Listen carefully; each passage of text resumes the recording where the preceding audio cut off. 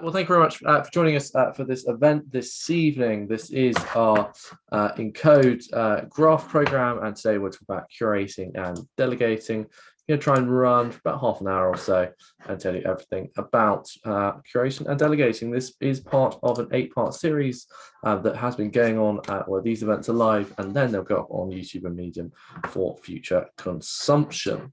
I've already had an introduction to graph. Unfortunately, the AMA is still to be rearranged. We had an event on the data economy. We've had an event on subgraphs last week. And next week, we get on into how to actually get involved with it from a career perspective as well. Today's event is on curating and delegating. You might know what that means. You will know by the end of this. And obviously, I hope by this point, you know what the graph is. If you have joined this series for the first time, I will go through the basics quickly. And if my stops doing that, and the graph is effectively a decentralized protocol for indexing and querying data. Why is this important? Well, we'd like to get data into our applications. We like to use data, use APIs if you're familiar with them, to build better applications. But the issue is when you're building a decentralized application is you want to have applications that you want to be relying on decentralized sources. You don't want to be relying on a source of data that is itself centralized and therefore could wreak havoc with your application later on. So we need the source of that data itself to be from a decentralized source. And that's where the graph comes in. And we've talked in previous weeks, and go back to week 1 if you want to kind of review that properly. But in any event, the whole point here is how do we get data, granular data, into a smart contract, into a DApp in a decentralized manner. So we've already gone through the basics in general. We also went through the data economy. That was about a few weeks ago, and particularly like, okay, if you're rebuilding an economy around data, what does that mean? And then we went through subgraphs as well. And subgraph is basically an open API. It's an API that is from a decentralized source and curated by and maintained by a whole broader network. But today we're going to talk about curating and delegating. And what curating and delegating is it's part of the process of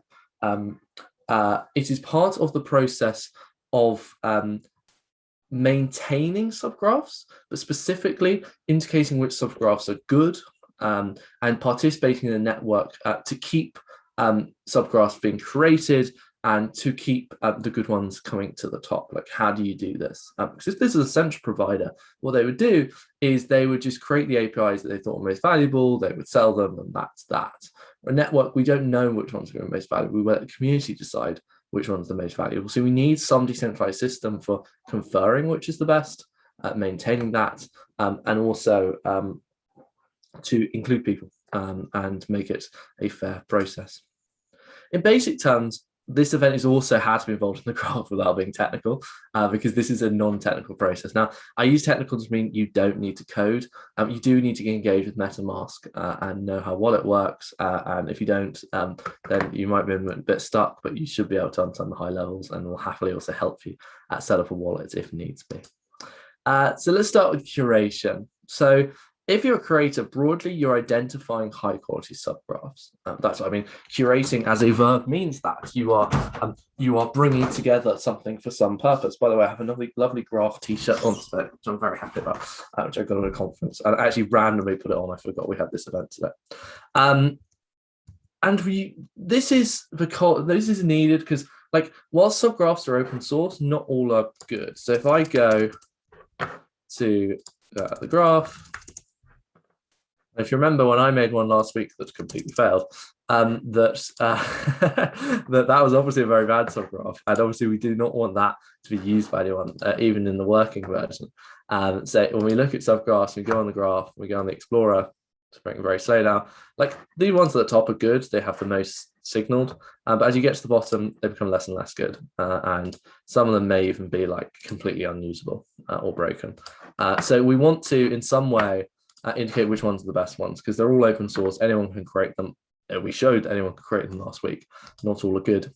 As a broadly a curator, and this is why it's a kind of, you don't need to have coding skills, analyzes subgraphs and signals which the best ones are, and they highlight them to indexes. And what an indexer does is, well, if I find it there, is effectively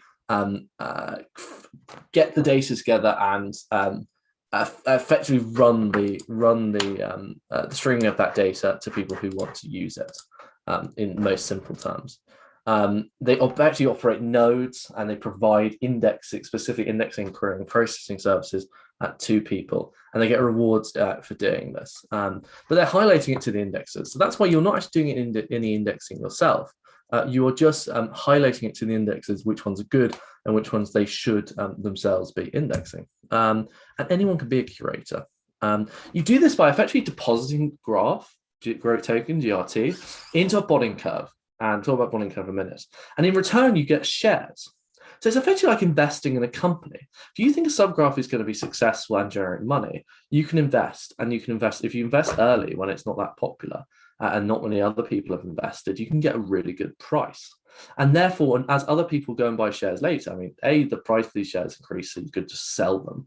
And B, you are going to be getting a bigger share of the rewards. And you get certain types of rewards we'll talk about in a moment. Specifically query fees relative to how many shares you own in a subgraph. So if you are early, like, you're going to make money. And I've got a nice little diagram here, which is that you deposit GRT, you get shares. Obviously, if you have more GRT, you can do more share buying. And as the price of the shares mint increase, as the number of shares minted increase, the price is going up as well. So it's a perfect supply curve.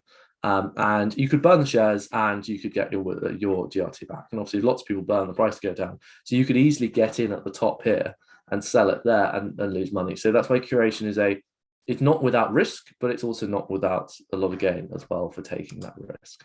So it's broadly an incentive to spot subgraphs very early. You don't need to be technical. You just need to be able to do MetaMask transactions. And there's also no minimum deposit required. And overall, therefore, you just need to be able to invest time and, whilst the risk is high, balance that risk. There's also no minimum amount of GLT you can stake. That you need to curate, but what you do need to do is have a minimum of 100 if you want to set up one for the first time. So this does kind of favor people who have a little bit more GRT to begin with. 100 GRT is roughly $800 at this point. Let's actually check that. I haven't checked graph for a while. 0.8 looks like 0.9. Okay, 0.9. We're in the money. Beautiful. 0.9 cents. Maybe I'm 0.9. Oh, yeah, you're right. I'm being an idiot. Yes, it's $90. It's actually quite cheap. You can tell. Thank you very much, Josh. You can tell my maths isn't great today. There is a fee. So to stop people just kind of doing it, selling it, and that's kind of not doing it properly, there is a 2.5% fee. Again, this all goes to maintaining the network and as a fee for people that are a way to kind of go back to the network to incentivize people to do other stuff. The other thing you got to be aware is gas prices, which in the Ethereum network, we're just talking with Ethereum here. Our graph works on pretty much all the EVM compatible chains, which means chains that look like Ethereum, run like Ethereum, but maybe have a different consensus mechanism or some different design choices. And if we want to check gas, we'd go something like gas now, and we'd have a look here. And this is just a good thing. So broadly, if you're like me and in Britain, you want to do things between 6 and 10 a.m. roughly to get the cheapest price, which is broadly when Asians are kind of going to sleep and US people are kind of winding down for the evening.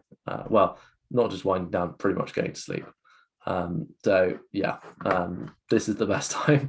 Obviously, there are peaks and troughs as well. But it's something you want to bear in mind because it is a huge transaction, cost way more than the 2.5% can be. Let's say you were putting in 100 GRT and this was $90, as Josh's maths correctly surmises, and I'm paying a 2.5% curation fee. So okay, that's about $2 roughly.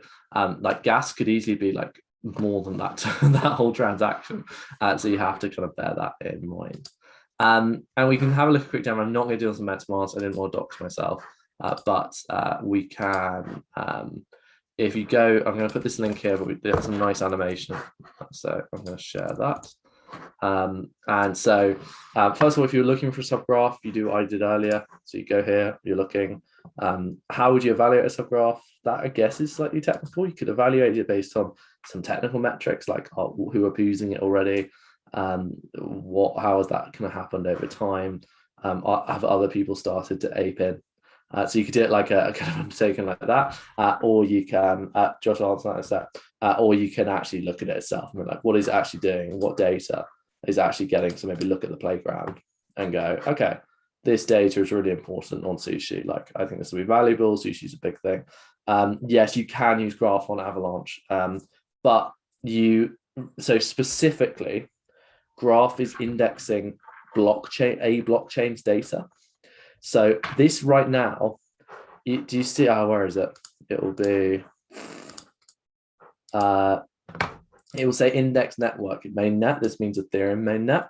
So Graph itself is indexing Ethereum. You can do it for Avalanche, but you would be indexing Avalanche, if that makes sense, Josh. So yes, you can run it on Avalanche, but you can't index it. Maybe that'll be possible, but I guess I don't see why it shouldn't be possible. But like, you've then got cross-chain issues and bridge issues, which aren't obviously solved. So like when we did it last week, we can indicate chain. I'm just going to do it quickly. I'm not going to do the full demo. That went terribly.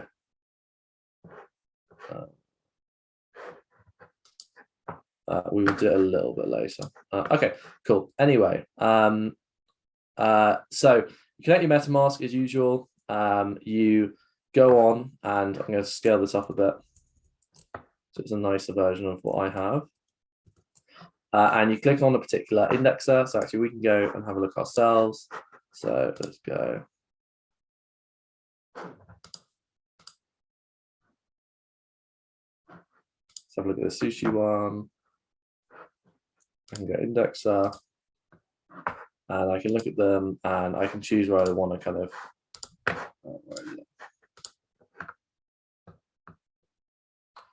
I can connect my wallet, and then I can. This is showing some nice connecting wallet stuff.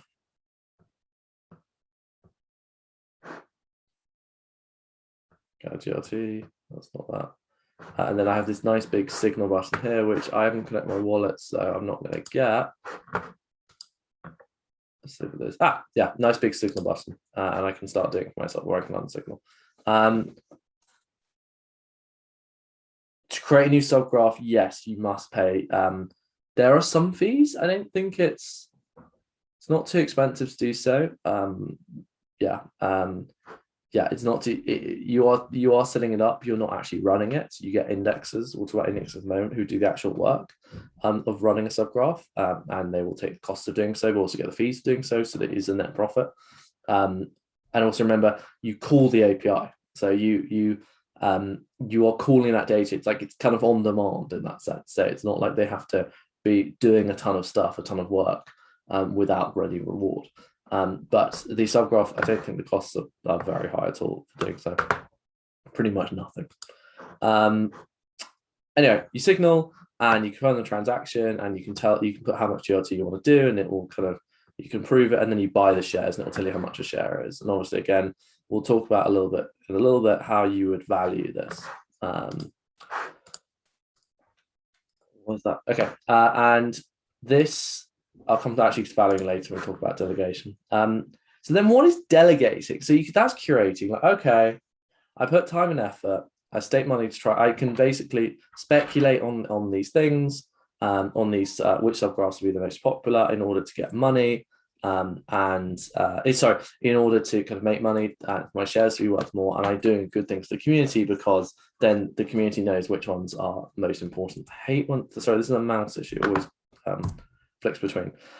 Delegators stake GRT to indexers. So we'll talk about some different process here. So indexers, what they are doing is operating nodes that actually do the work of getting this data and serving this data. And to indicate, obviously you don't want just one person doing it.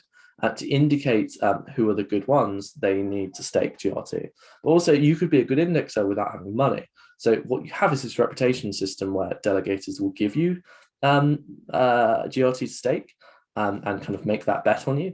And obviously, if it's a good bet, if you become a good indexer, and you split the profits of doing so.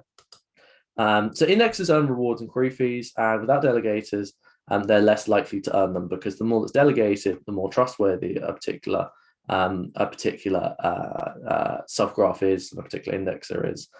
So the more it's going to be used and the more fees going to be generated.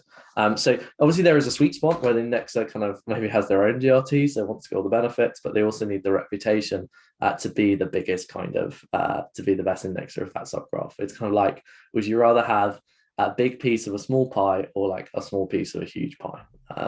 At least that's the bet one has to make. And again, this is all, you're weighing up incentives. This is all system design. You're trying to work out like, you're trying to work out the optimal path, but the good thing is the optimal path is very usually the one that's also optimal for the network. And that's why all this time and effort has been placed into making kind of great system design for the graph. Indexes seek to attract, you might be like, well, how would I get delegators? Is it like, what if 3 people are doing the same thing? What you can do is you can compete on price. So you can give them more rewards, you can give them more query fees. And again, you have to make this kind of way out between what is my time worth and my costs worth, and what am I getting in return, and how much is the delegation going to make me in the long run. There's also 0.5% delegation fee. And also your stake is locked for 28 days just to stop people kind of constantly going in and out, and to kind of make it even more important that their decision sticks. To choose a great indexer, you basically look at the fees and also the parameter cooldown. And what this basically is a period where you can change the price and stuff. So you can basically say like, here's the price and I'm not going to change the price within a month. Or you can say, here's the price and I could change something in an instant. And therefore the delegator knows how much attention he has to pay to the changing of the parameters, the fees, etc. Or the amount of fees he's getting. So obviously you kind of want to have a person who doesn't change the parameters if they're generous. It's almost like a fixed rate mortgage versus a floating mortgage, a variable mortgage. You kind of, if you've got a good price, you want the fixed. If you have reason to believe it's going to float around a bit and be to your benefit, it's going to get more competitive. Maybe you want the parameters to be able to move. And there are plenty of tools to kind of check who are the best delegators. This is a really good calculator. So here we can see all the indexes. And so these are the person the node runs doing, people running nodes, and you can see how much they have GRT to begin with. You can also see how much they've delegated, and this kind of ratio they've been delegated, and you can see what the cut of their rewards is. So this person like mostly like gets delegated stuff, so only gets 15% of the rewards, and it's also saying if you put money in, what would your reward be broadly, and what percentage of these overall rewards, and it also calculates the tax. This is based on 100,000 delegation of graph. So Josh, your maths is going to come in handy. About $90,000 worth of graph. So if you did that, then you would get a reward of 37.24 per day. So you're making about 0.3%, which is like a day is not great. Like we can work out how quickly that compounds. So let's say after 10 days, oh my God, why did you have to E that? I've done my maths totally wrong. I'm so sorry. I'm gonna add a 1 there. Yeah, I know. So you're making, I've course got to do 2 zeros. That is right. 0. Have I done that right? 3, 0.3, 0.33. Okay. So after 10 days, you're making okay, you've already made, oh my God, my maths is, you've gone 0.3%. After 100 days, you've made 3%. After 1,000 days to 3 years, you've made 45%. So again, you're trying to weigh up like what's 365 days in a year. You make 14%. Like that's not bad. So you make 14% on your money per year. If you and again, this is assuming you don't get diluted. This is assuming the fees don't change, but like you make 14% of your money. I'm like, come on, this is quite good. This is just by delegating your GRT. And we can go down and we can see like, okay, let's see some other cool ones. So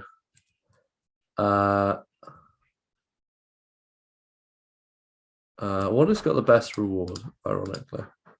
So we've got a 43, we've got a 49. Do you reckon we can sort? Yes. I broke the sheet. Okay, good. We didn't break the sheet. So let's see what else, if we can get some higher rewards. I've got 51. Is that making 0.5% a day? 0.05% a day. These ones I'm making 0 because nothing's delegated. 56, 63, 67. These are pretty good. So you might be looking for these, but maybe there's a reason you might be like, well, it's not going to be that popular, or this won't continue over time, or whatever. But very cool. And there's other websites that do it for you. So let's look at graphlets.io.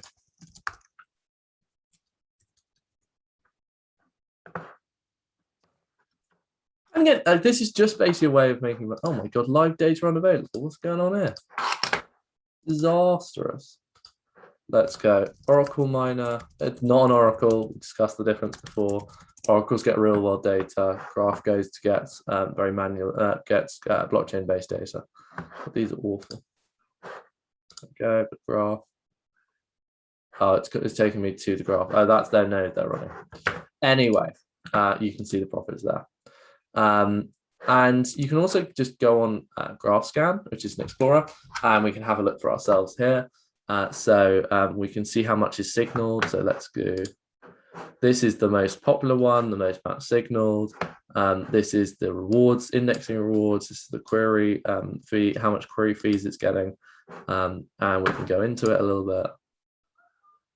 Yeah, so there's 25 indexes for this. Current allocation, these are the amount of indexing rewards. Like, looks pretty good, especially if you're early to this, you'd make money. Let's go down. So what has the worth? So these have no one. No one is signaling. No one thinks they're worth something. Let's see. I want to see one that has like low, but not 0. Cool. So there's dodgy things here, but like, yeah. So these are like, not much has gone into this one. No one's really using it. It's not really generating indexing rewards. I want to find what has low. So synthetics. So it's got 214. It's quite low in the grand scheme of things. It doesn't really get, no one's really querying it. So let's see if we can find one that starts to be queried. Okay, so here we're like, these are the old compound ones. This pulled together one, no one's really querying it. No one really wants the data. There's a little bit signaled, but there's good indexing rewards, but like no one's really querying it. And more of the same. So kind of in sum here, and I'm just going to actually walk you through some of the Graph Academy stuff afterwards. But this is effectively how you get involved if you either own Graph, or this is the wrong one. If you either own Graph, or you would like to do some services on top of the network. And again, you can go straight in now. There's no delay. Like, you can signal. If you've got Graph, this will open up a transaction. You can start tomorrow. You can immediately delegate as well. That is like incredibly simple to do as well. But what we're going to do for now is just share some resources so you can get stuck in immediately. And what I highly, highly, highly recommend is the Graph Academy, which is an excellent overview in general of all things to do with Graph and lots of different resources, etc. And video tutorials as well. But if we start, we go to, if you want to be a curator, go to the Curator Hub. Come on, son. And it will tell you the risks. It will tell you all about the basics, about bonding curves. So like, maybe you didn't understand what I meant before about like how the share stuff works, but you can go in here as I mentioned before, asset supply is asset price. And if the supply goes down, the price goes down.